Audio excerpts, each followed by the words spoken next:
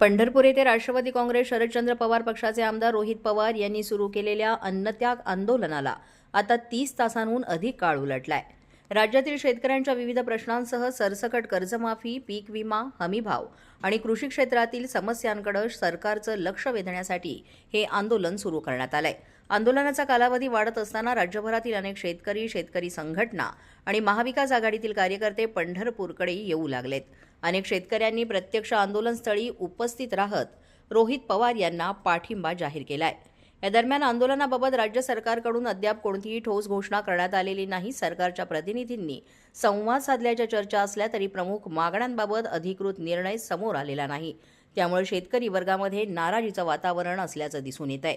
रोहित पवार यांनी शेतकऱ्यांच्या मागण्या मान्य होईपर्यंत आंदोलन सुरू ठेवण्याचा निर्धार व्यक्त केला आहे। दुसरीकडे आंदोलनाला मिळणारा वाढता प्रतिसाद पाहता राज्यातील कृषी प्रश्न पुन्हा एकदा चर्चेच्या केंद्रस्थानी आला आहे। पाहता सरकार या आंदोलनाची किती गंभीर दखल घेते आणि शेतकऱ्यांच्या मागण्यांबाबत कोणता निर्णय घेते याकडे संपूर्ण राज्याचं लक्ष लागलंय। पंढरपूरमधील हे आंदोलन येत्या काळात आणखी तीव्र होण्याची शक्यता सुद्धा व्यक्त केली जाते। जागृत महाराष्ट्र न्यूज, पंढरपूर।